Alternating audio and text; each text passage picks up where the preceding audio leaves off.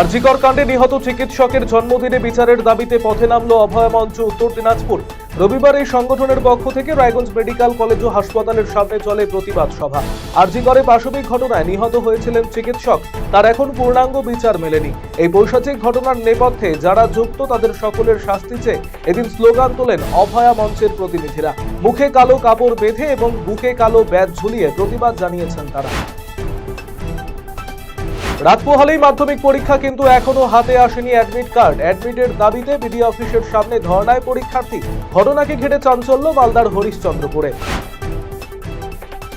সর্বভারতীয় মিম অর্থাৎ AIMIM দলের উত্তর দিনাজপুর জেলা কমিটির কর্মী সভা অনুষ্ঠিত হলো রবিবার। এদিন উত্তর দিনাজপুর জেলার করণদিঘি বিধানসভার কামারতোড়ে এই কর্মী বৈঠক আয়োজিত হয়। আগামী বিধানসভা নির্বাচনে ভালো ফল করবে মিম, এমনটাই আশাবাদী দলীয় নেতৃত্ব। শ্মশানে চুল্লি ও সীমানা প্রাচীরের শিলান্যাস ঘিরে খুশি এলাকার সাধারণ মানুষ। রবিবার উত্তর দিনাজপুর জেলার করণদিঘি ব্লকের আলতাপুর 1 নম্বর গ্রাম পঞ্চায়েতের গোবিন্দপুর গ্রামে শ্মশান চুল্লির শিলান্যাস করেন বিধায়ক গৌতম পাল।